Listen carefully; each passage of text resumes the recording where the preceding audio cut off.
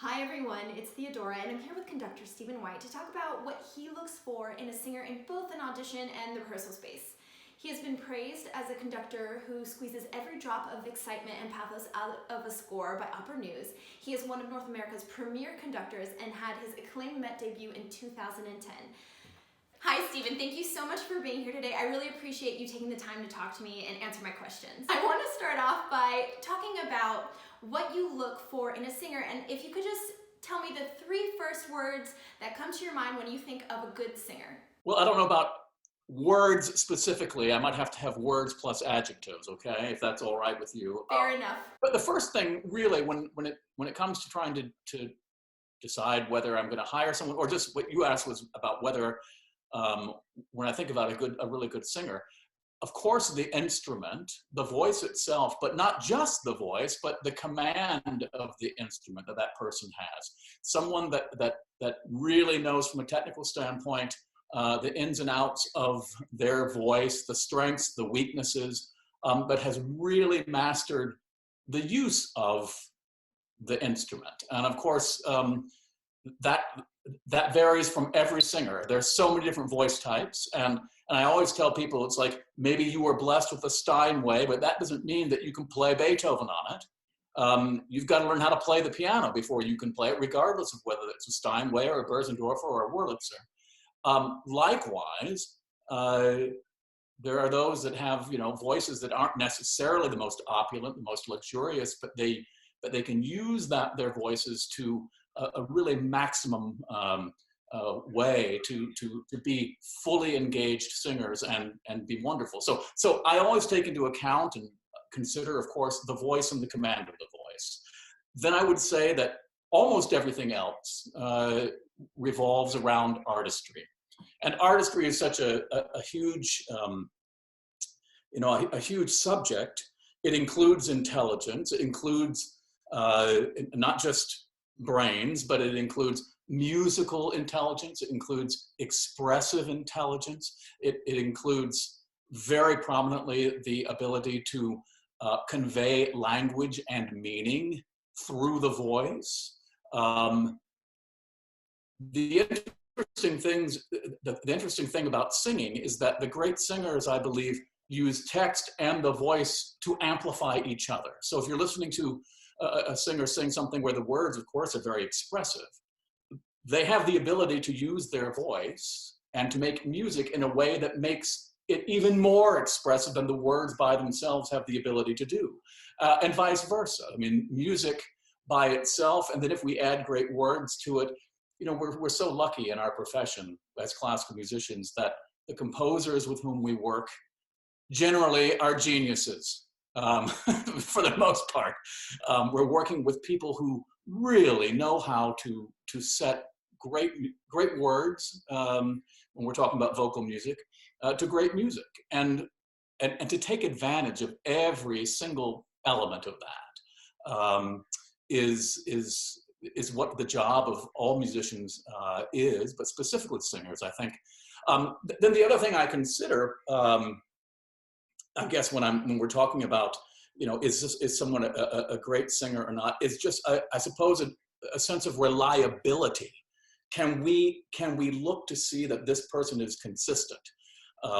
And can I always know that this person is going to be fulfilling everything that I think of in terms of great singing every time out? That doesn't mean necessarily that they're going to be in the same voice all the time.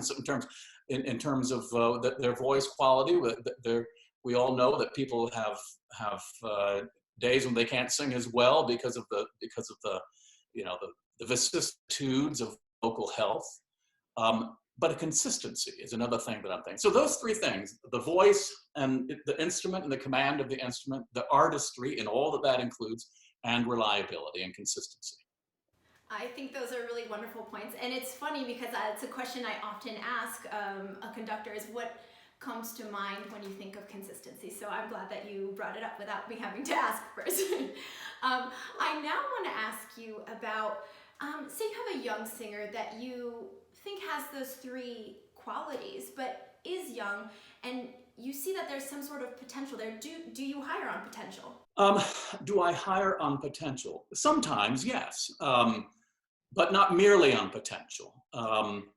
I think that, the places where, when I have the opportunity with my own small little company, I've got a small little company in Roanoke, Virginia, Opera Roanoke, which I love dearly, and hire there, but I also have been involved in hiring and continue to be involved in hiring in other places as well.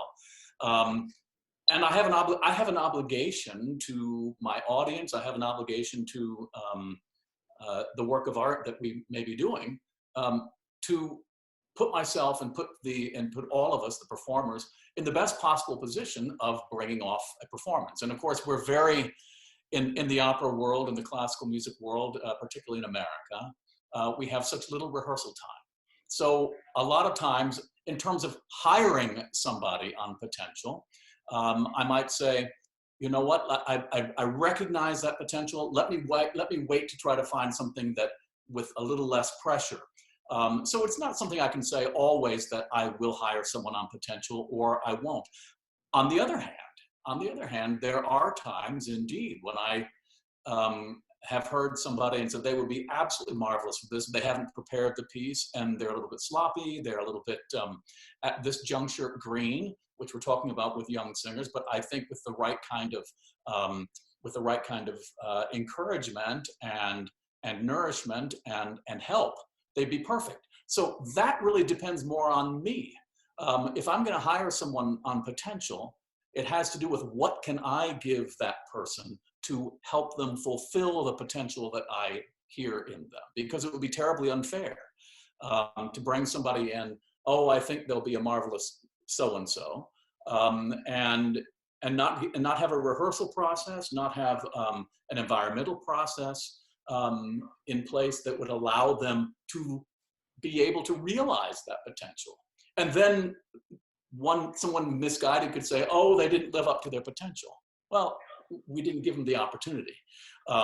And giving people opportunities is more than just giving people jobs.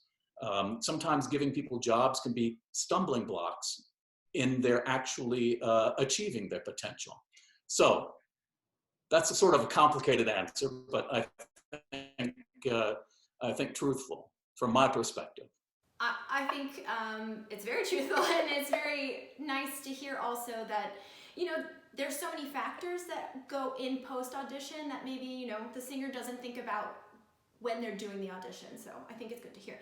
I now want to ask you about, say you have two singers in front of you, and you're sort of debating between both of them. What is something that could really change your mind about a singer? What can they do in an audition to sort of take you from, oh, okay, to I want that singer? Oh, well, that's interesting, because singers are so individual, and being individual is something that we're always looking for.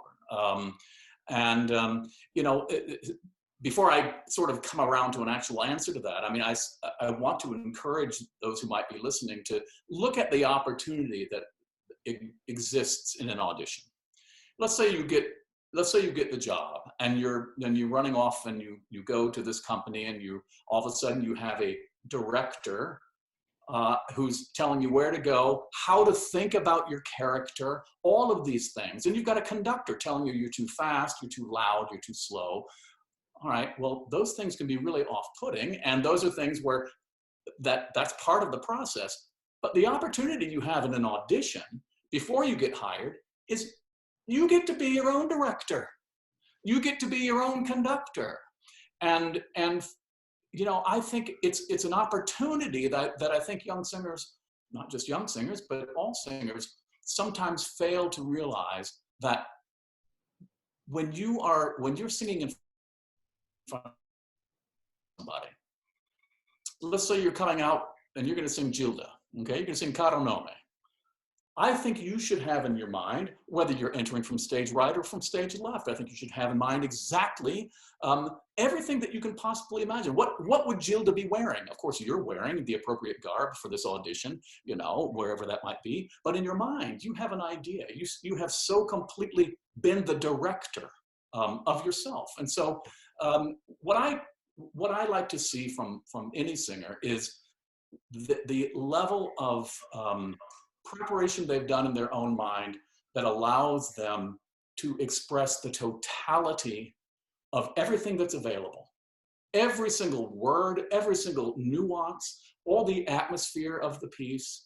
And you know, that's not something that just happens by instinct alone. It happens through preparation. Let's say all you're doing is, oh, I've discovered this aria from Freischütz that's right for my voice type. I'm going to sing it. Well, you know what? You should really study the entirety of Der Freischütz. You should understand its history. You should understand everything about it. You should see as many productions as you possibly can see online. Does this sound like it's over the top? Of course it's over the top for lots of people, because not only that, you have to learn the music, you have to sing it well, you have to do all the things that are appropriate. But all of the extra preparation that you can do really will, I think, separate yourself from the crowd, at least in my book. I mean, I'm always looking, of course, for musicality, of course, for a great voice, and of course, for a great ability to sing technically and sing musically, accuracy, all of those things. But it is, we go back to that one of those first three words that you asked me, artistry. There is no limit to artistry. Artistry, just like art itself, is infinite. It's absolutely infinite. So I would say that that's what I'm looking for in terms of the distinguishing factor. All things being equal, because like, as you said, there are two people I want to sing that I think are wonderful. That presumes that they're both really fine singers, and that presumes all of the good qualities.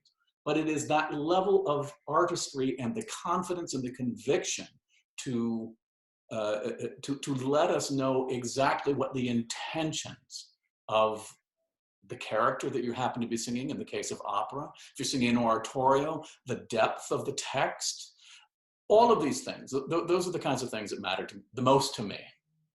I now want to ask you, we're in a digital age, and a lot of opera is actually, at least the hiring process, to my understanding, is done online. And I want to know, how much are you personally hiring singers from their media? I have and do, to a degree, get a sense of all the things that we're talking about. That is to say, the voice quality. But you know, like take the video we're making right now. I mean, the ambiance in the room. I mean, you can't tell all that much when something is coming over. You know, the speakers of your computer or your phone. So it's limited. But the things that you can tell are, again, the artistic aspect. These are the things, like I say, that very much matter.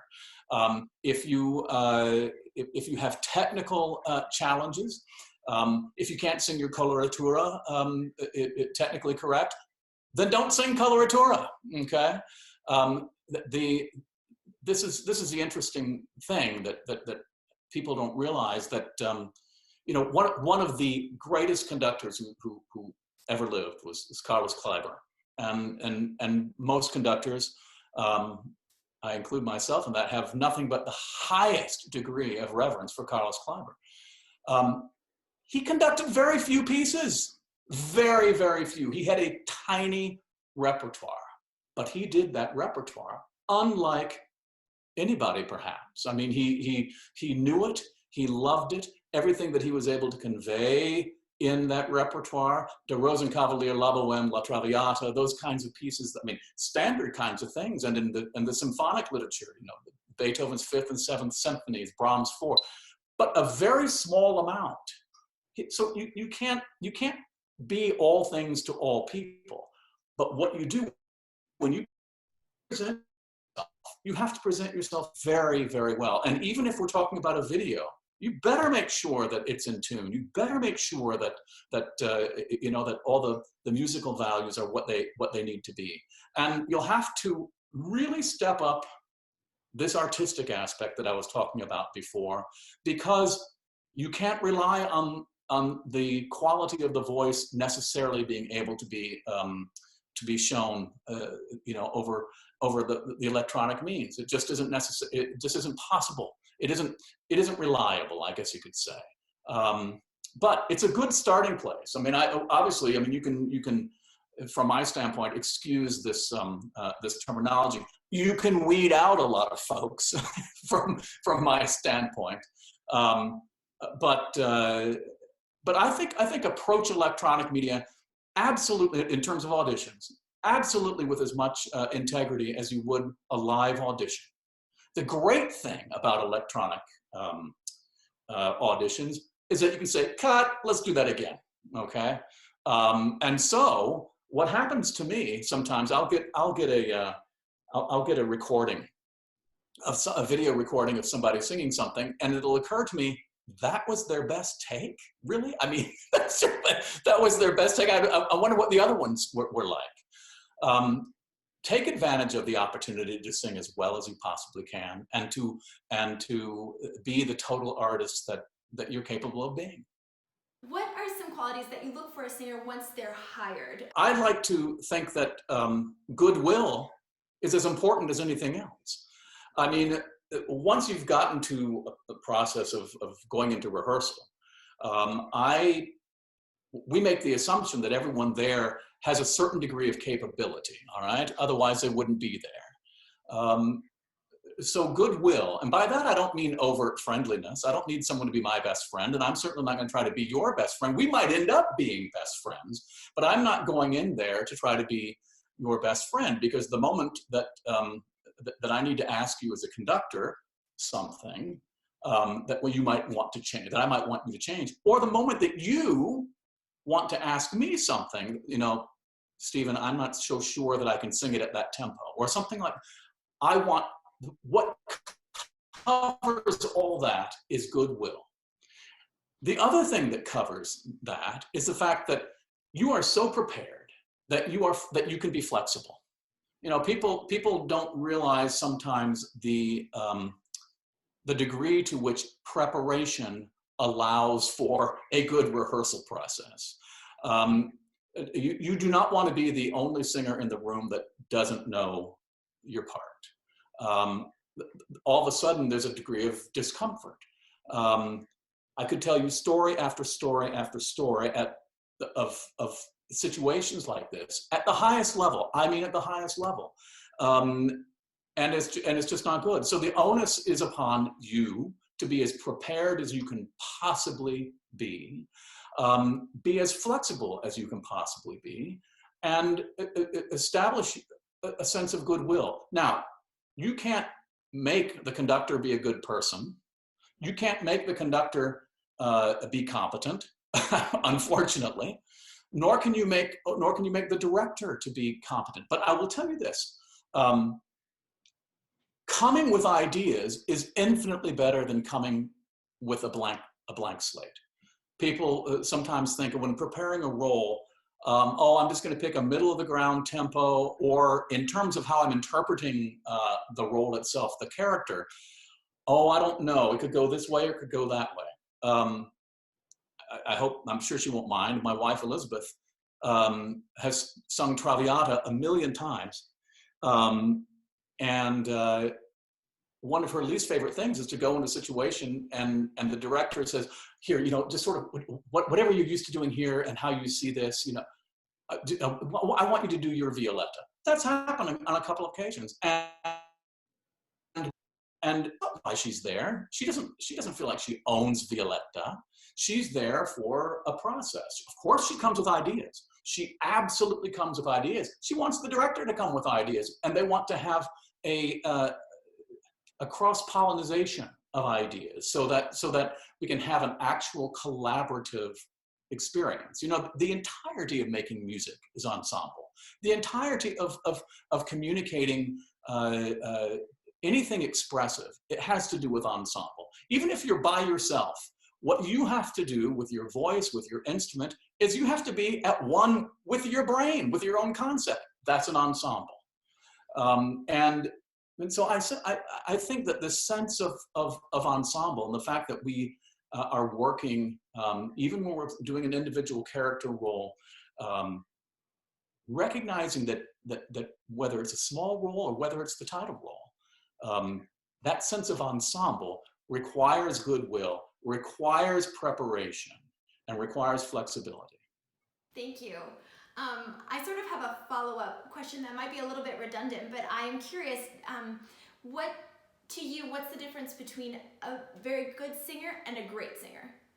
Well, these elements that again, you had that question you asked at the very beginning was a good one because it covered so many things, which is, so what are the things that spring to mind when you think of a good singer or a great singer?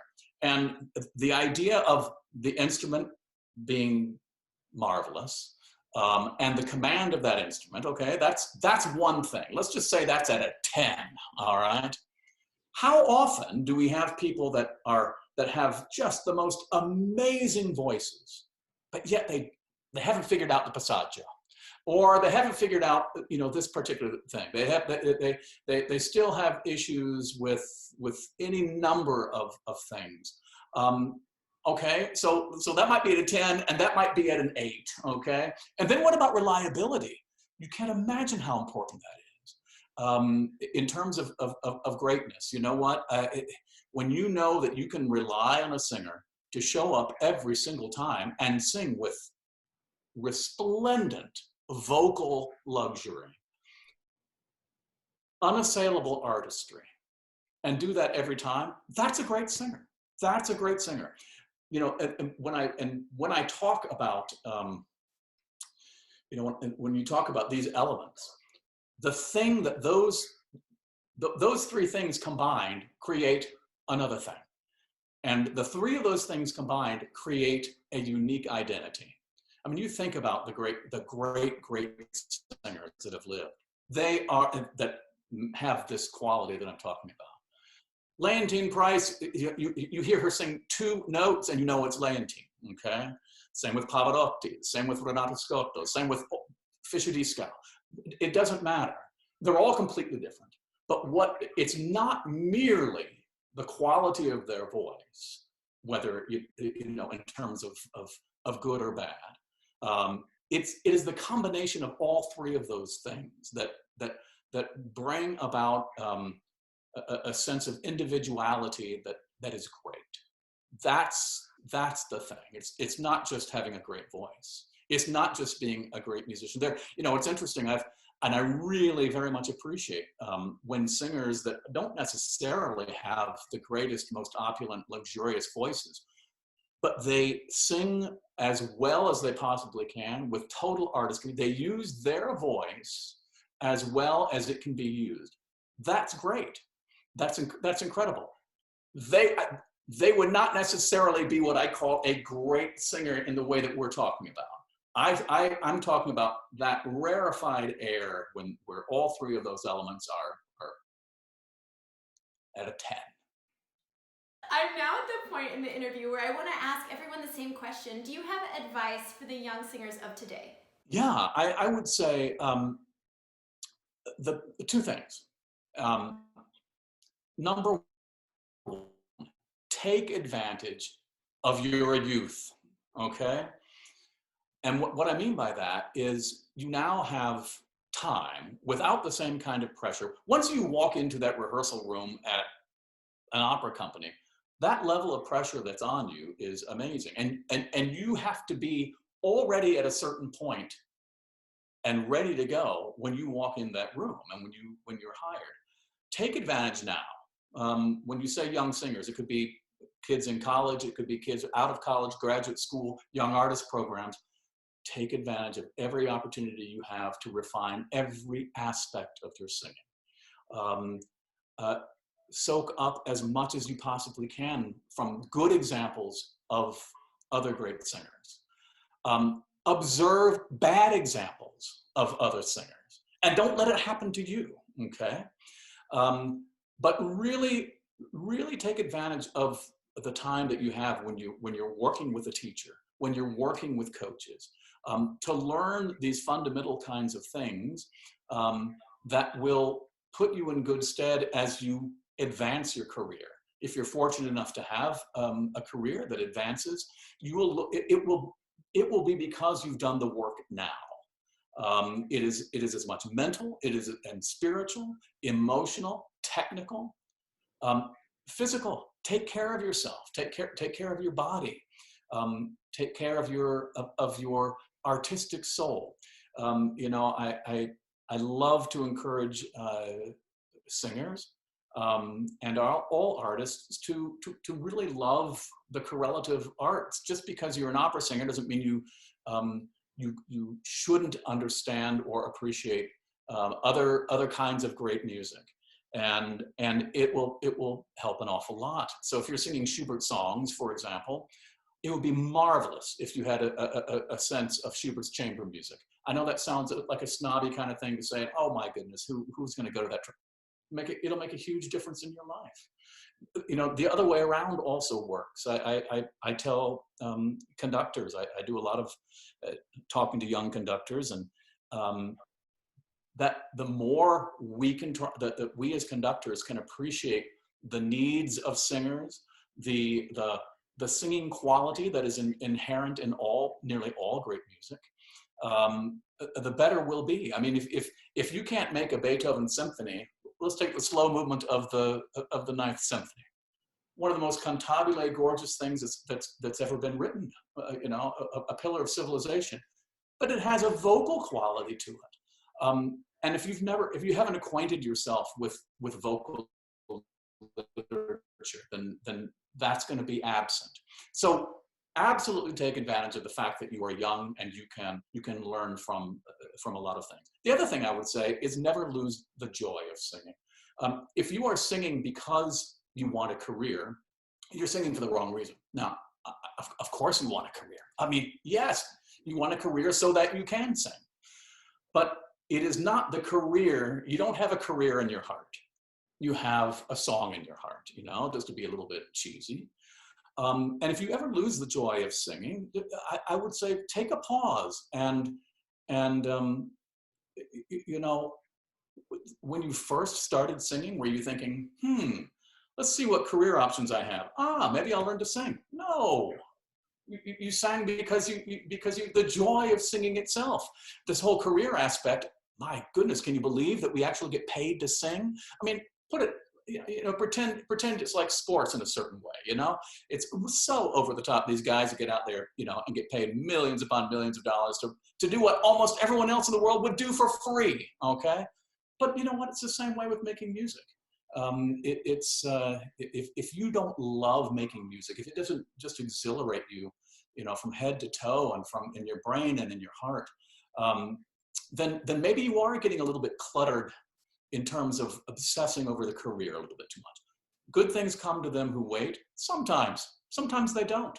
But the thing that nobody can take away from you, some general director of some opera company cannot take away from you the joy that music brings to you, and the joy that you bring to other people by singing that music. So those two things, I would say, are my advice to young singers. Stephen, thank you so much. I really appreciate the time you took to answer my questions here today. I loved it. We can go all day. For those of you who want to read more about Stephen, you can visit the website fletcherartist.com/artist/Stephen-White. The link is in the description below, and honestly, he is a very Googleable man if you want to see him conduct. I'm Theodora, and we've been in the wings with Stephen White. Join us next time as we talk with Adrian Boris about resumes, bios, and some tips that can make you stand out in an audition. Thank you, and I hope you can join us next time.